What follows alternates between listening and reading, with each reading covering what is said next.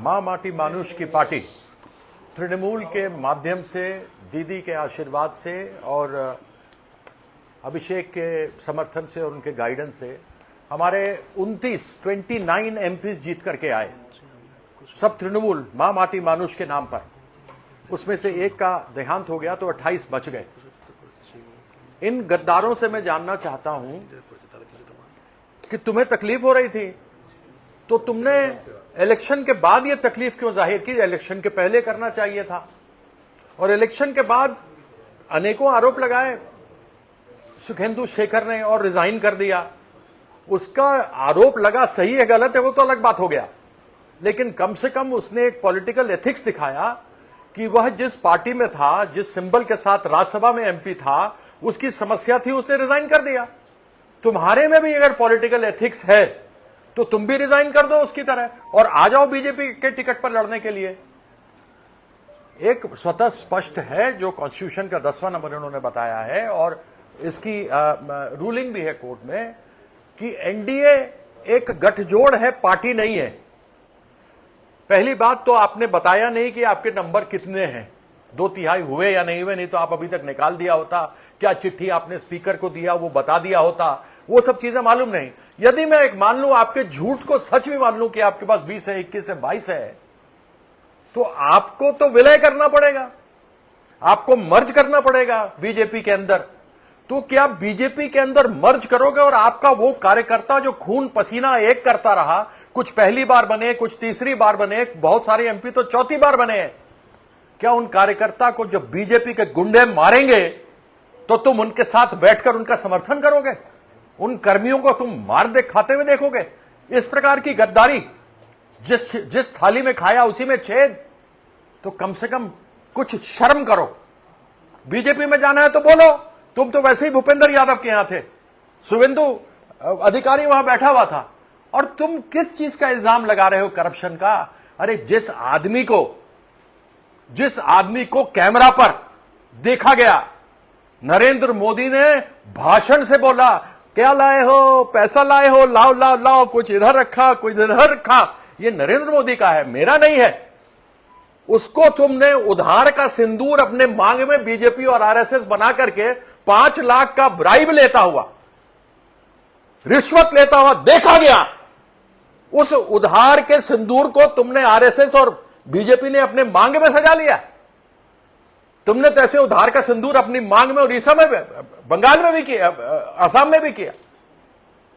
तो तुम किसकी बात करते हो? तुम में जरा भी गैरत है, तुम में जरा भी मोरालिटी है, तुम्हारे में जरा भी प्रॉपराइटी है तो खड़े होकर के बोलना कि हम तृणमूल के नहीं है। और तृणमूल के कार्यकर्ता अगर तुम्हारे क्षेत्र में मार खाएंगे तो ये कल्याण दा है, इनके नेतृत्व हम वहां जाएंगे, उनके साथ खड़े होंगे, क्योंकि गद्दारी नहीं करते। और जब वक्त ये ऐसा आया हुआ हो जब हमें हराया गया, हम हारे नहीं बंगाल में, हमें हराया गया, सब कोई मिलकर के हराया। केवल 32 लाख का अंतर था।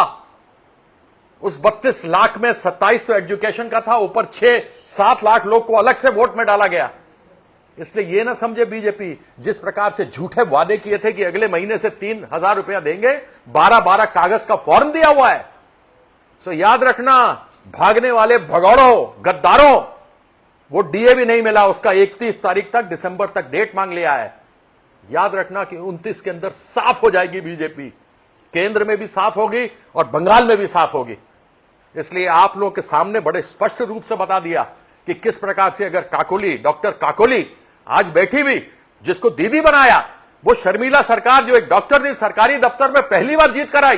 तुम्हारे साथ क्या भ्रष्टाचार हुआ? कौन थे तुम्हारे साथ क्या हुआ? पहली बार आए हुए लोग, ये मुंह और मसूर की दाल, तुम्हारे साथ क्या हुआ इतने सालों में? तुमको कहां से उठा के बनाया? और काकोली दासीदार 3 इलेक्शन हार गई थी, 5 इलेक्शन हारी थी, उसके बाद भी दीदी उसको देकर एमपी बनाया। तुमको सिर्फ एक चीफ विप से हटा दिया क्योंकि तुम पार्लियामेंट में नहीं आते थी। मैं वहां पर रहता था, कल्याण दा था, तो कम से कम विप के माध्यम से मालूम होता था कहां क्या कार्यक्रम होगा। तुम विप बना तो तुम आता ही नहीं था, फोन पर इंस्ट्रक्शन देता था। अरे कुछ तो गैरत रखो। वो चिट्ठी तो सामने लाओ जो स्पीकर को तुमने दिया है। और भूपेंद्र यादव के यहां तुम जाके चाय पी रहे हो और समोसा खा रहे हो, तो ये तो स्पष्ट है कि तुमको बीजेपी में जाना होगा, तुम अलग गुट में खड़ा नहीं हो सकता, क्योंकि यह कानून में, संविधान में लिखा हुआ है।